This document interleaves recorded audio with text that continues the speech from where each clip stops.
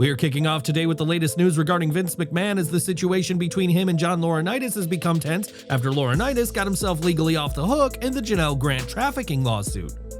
According to a report by Wrestling Outlaws host Chris Featherstone, the former WWE chairman is believed to be fuming that Laurinaitis was dismissed from the lawsuit on May 30th for becoming a cooperating witness. He had initially been named a co-defendant alongside McMahon in WWE, however, that has all changed.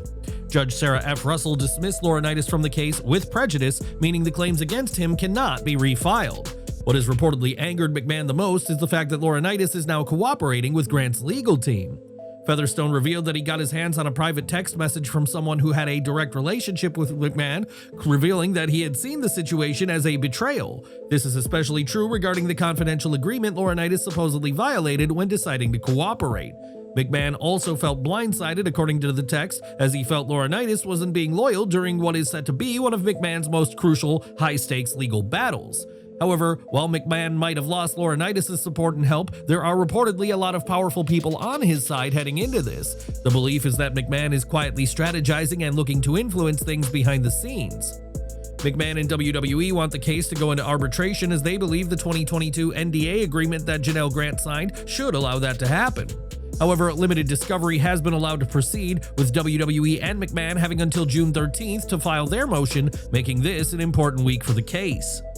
It's clear that McMahon is very invested in this case and attempting to clear his name, and Laurinaitis' cooperation with Grant's side of the lawsuit is certainly not something he's taking lightly. What do you think? Was Laurinaitis right to flip sides, or should he have stayed loyal to Vince McMahon? Sound off in the comments below. Tony Khan may not want to copy WWE in many ways, however, given the group's success over the years, he might want to take a page from the Judgment Day's book. Factions have always played a significant role in AEW, and the Death Riders are a perfect example of that. Much like the behind-the-scenes influence that Judgment Day now commands in WWE, Jon Moxley's group is starting to grow the same in AEW. According to PW Torch, the AEW creative team is looking to tap into what Judgment Day has done by recreating a similar romantic setup of that of Dominik Mysterio and Rhea Ripley with two Death Riders members. The romantic aspect of Judgment Day has always been one of the stable's most compelling aspects, and recently Wheeler Yuta suggested to his former best friend stablemate Chris Statlander that she should join the group. That could be Tony Khan's opening to a romantic storyline between a dominant duo in AEW. Mysterio and Ripley's on-screen relationships made them popular, and Tony Khan could benefit from having Yuta and Statlander grow their stature within the company. Would you like to see a romantic angle within the Death Riders, and do you believe Wheeler Yuta and Chris Statlander are the right choices? Let us know in the comments below. AEW and WWE might take inspiration from each other, however, the wrestling war between them has led to both companies signing talent from the other when they've become available, and WWE appears to be eyeing up their next signing in the form of Private Party. According to Dave Meltzer in the latest Wrestling Observer newsletter, Private Party's AEW contracts are coming to an end very soon, and they haven't been used on AEW television regularly since their brief run as tag team champions. Fightful Select has reported that WWE has a preliminary interest in hiring them, although it's unclear if they've been approached at this point. However, they're a talented tag team with a bright future in professional wrestling, and AEW's loss could be WWE's gain if Triple H can showcase them in a positive light. Do you think Private Party would be a success in WWE, or would the AEW stars get lost in the shuffle of that tag team division? Let us know in the comments. WWE Hall of Famer The Godfather is counting his blessings this week after surviving a violent car crash that destroyed his vehicle on impact, but somehow left him without a single scratch.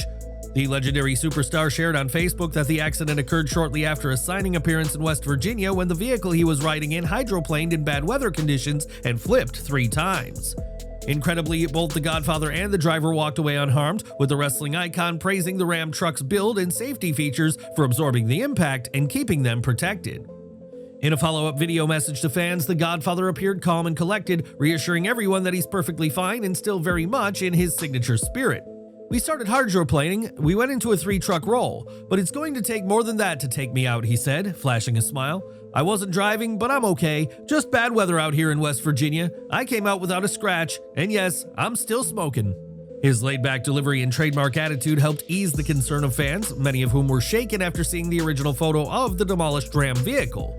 The post quickly went viral, with thousands expressing shock at the severity of the crash and relief at the outcome. This incident serves as a powerful reminder of how modern vehicle safety features, particularly Ram's durability, can make a life-saving difference in unpredictable conditions. The Godfather's message is loud and clear. He's still standing, still grateful, and still the same larger-than-life personality fans know and love. Have you ever had a close call where your vehicle safety features saved your life? Share your experience in the comments below. While the Godfather thankfully walked away from his accident without a scratch, not everyone has been as fortunate behind the wheel. Just days after being released by WWE, Tegan Knox, now going by her real name Nixon Newell, found herself in a far more complicated situation as she was involved in a serious car accident just days after. She revealed the news to Busted Open Radio, and while Newell didn't go into comments about how it happened, she did state it was a massive car wreck, which led to her not focusing on wrestling for a while. Whether she was injured or not is unclear, however, the fact that she had to put wrestling aside shows she had a lot going on. However, Newell is back involved in the business and is actively seeking bookings to restart her career, which is a positive sign for someone with her talent. Enjoying the video? A quick like goes a long way in helping us grow and deliver more wrestling news you care about. WWE might be looking to add new stars to the roster, yet one person who hasn't been seen in a WWE ring since SummerSlam 2023 is Brock Lesnar, and sightings of the Beast incarnate have been few and far between. However, the multi-time world champion was spotted recently with his daughter Maya Lesnar after she won the NCAA Shot Put Championship while representing Colorado State. Despite that, he has remained silent about whether he will sign and claim millions of dollars from the Kung Lei UFC settlement, which he's entitled to after lawsuits filed in 2014 and 2021 alleging that UFC used monopolistic practices to restrict fighter pay while eliminating rival promotions. Lesnar may no longer dominate the octagon or the WWE ring, but his daughter has undoubtedly taken control of the shot put world. With an incredible 19.01 meter throw on her first attempt, Lesnar claimed the title and then enjoyed taking a picture with her father. It instantly went viral on social media as wrestling fans were all talking about it. However, Maya's coach, Brian Bedard, admitted he had no idea who Brock was when he initially called about Maya. "I didn't actually recruit Maya from high school. I got a call from this guy named Brock. My answer machine called, 'This is Brock Lesnar and my daughter is a pretty good thrower out of Minnesota.' I'm thinking, I don't know who the Brock is. I don't follow WWE." Lesnar's name has been mentioned in the Janelle Grant lawsuit, which many believe has potentially put him into early retirement. However, he seems more than content staying with his family and helping his daughter build her own legacy in her new sport. Do you think we'll see one final match someday? And is Maya the next Lesnar to watch in sports? Drop your thoughts in the comments and let us know what you think about the new power player in the Lesnar family. One man who did return to WWE recently was Aleister Black, who made his comeback on the April 28th episode of SmackDown. Yet despite being a regular feature on the Blue brand, he's already got a retirement date in his head. Black spoke to Le10 Sport about his goals in WWE, which include headlining WrestleMania and winning a title. He believes every wrestler should want to be at the top of the industry. However, he's also admitted that he just wants to make the most of what's left of his career, as he hopes to be done in 5 to 8 years.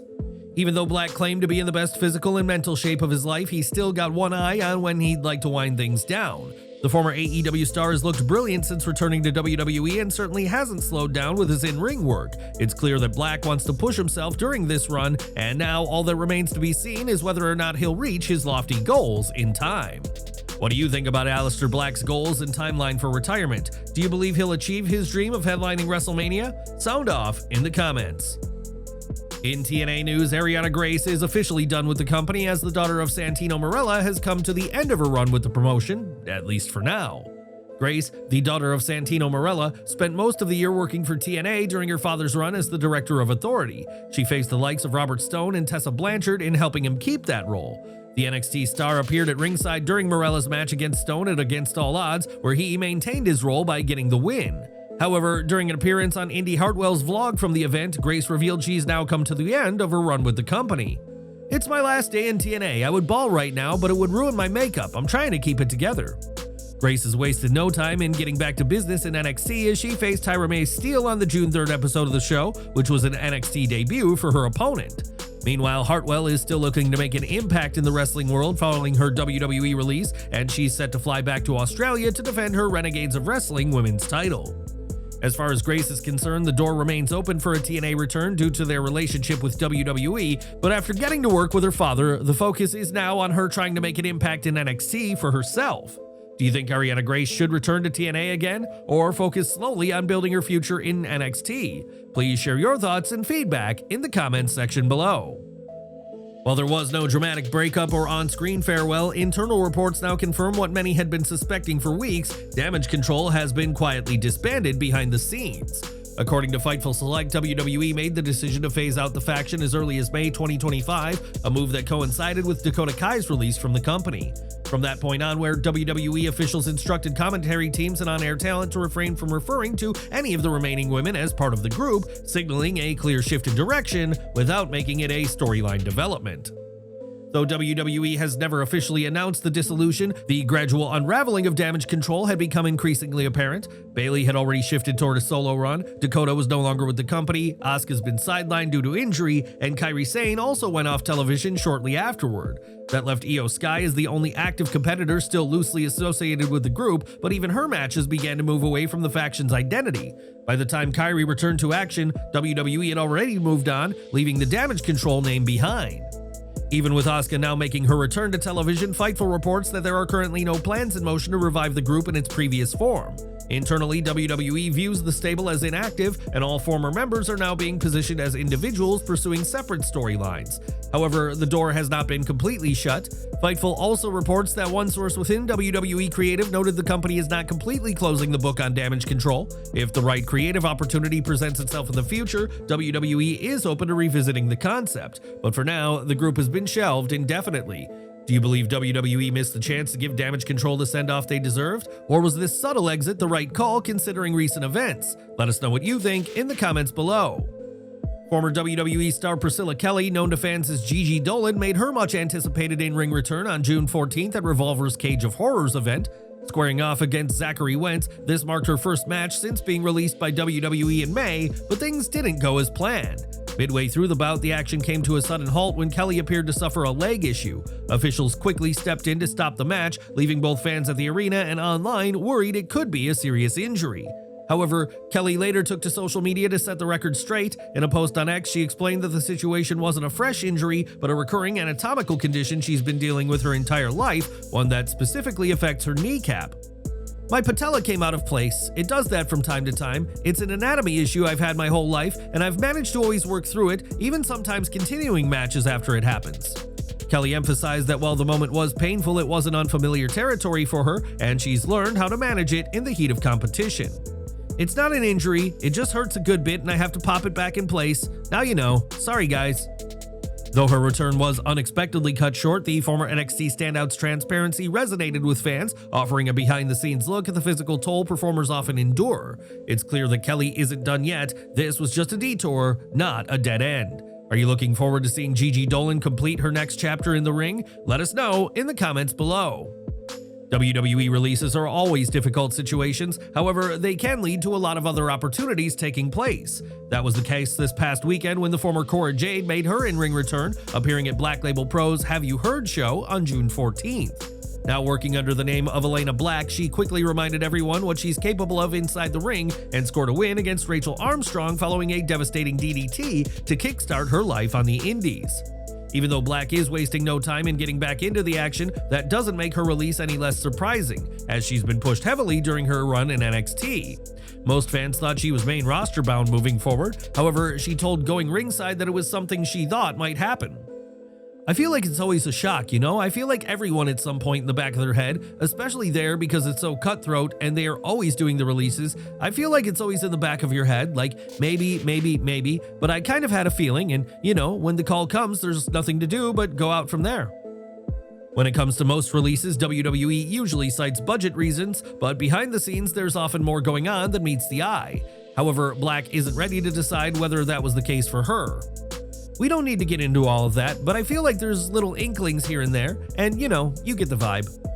Whether or not she was causing issues backstage may never be known, however, there's no denying that WWE has lost a talented performer, and she'll now get the chance to prove that elsewhere. Do you think WWE was right to cut Cora Jade, or did the company make a significant mistake? Let us know in the comments below. WWE might have cut a lot of talent lately, however, they have also been promoting a lot of stars due to their acquisition of AAA. Los Garza have had little chance to claim titles on WWE's main roster, still, they have finally become tag team champions for the first time in almost 9 years. The Legado del Fantasma members won the AAA World Tag Team titles at Mysterio-Rhea in Monterrey, Mexico, winning a fatal four-way match that featured former champions Forastera and Sanson of Nueva Generación Dinamita, Pagano and Psycho Clown, as well as TNA stars Nick and Ryan Nemeth. It's a massive win for the cousins and well-deserved due to their hard work, although it remains to be seen whether the titles will be shown prominently on WWE television.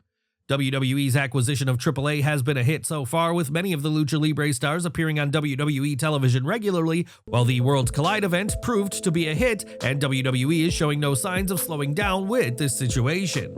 WWE will be hosting SuperShow Mexico in the near future, and during a concert in Arena Monterrey, a list of events was revealed. This confirmed that the show will happen on Sunday, July 27th, and there will also be an event the day before at Arena CDMX in what is set to be a star-studded weekend. Some huge names have been advertised for the events, with the likes of Cody Rhodes, Seth Rollins, Jey Uso, Dominik Mysterio, Rey Mysterio, Io Sky, Stephanie Vaquer, The New Day, Rey Fenix, Penta, and Jacob Fatu all set to be part of the show. It's a sign of how seriously WWE is taking the AAA shows, with the company obviously wanting to make a big move in Mexico, which would only help grow WWE's outreach. Meanwhile, AEW regularly introduces changes to keep things fresh, yet the format of the weekly shows has remained relatively untouched until now. That's because the reason behind their 4-hour television block has become clear, as their contract with Warner Bros. Discovery, which started in 2025, covers Dynamite and Collision. While Dynamite rarely changes, Collision has been more flexible at times.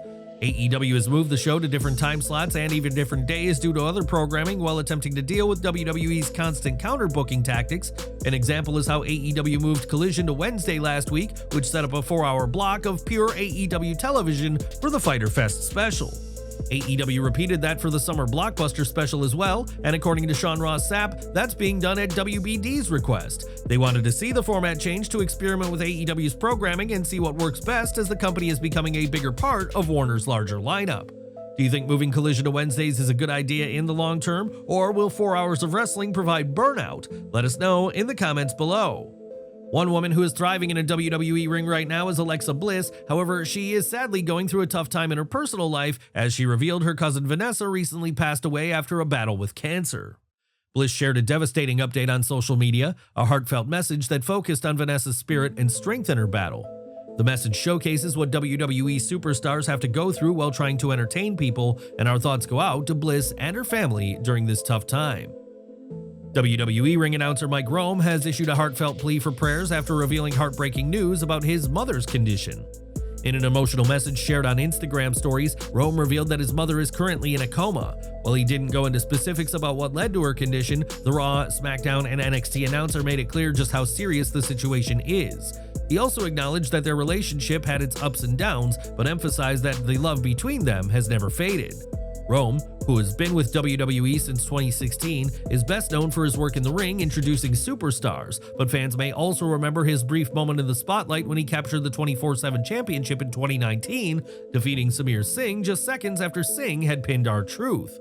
As Mike Rome faces this personal crisis, the entire WWE universe is sending strength his way. Please keep him and his family in your thoughts and prayers during this incredibly difficult time. We're ending today with a reminder that mistakes happen regularly in professional wrestling, and that was clear during the most recent episode of WWE Raw when Nikki Bella mispronounced Stephanie Vaquer's name during a promo segment.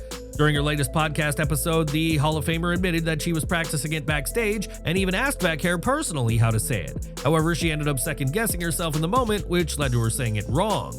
Fortunately, this mistake is unlikely to damage Vaquer's personal career. However, it serves as a reminder that ring rust is real, even for promo segments.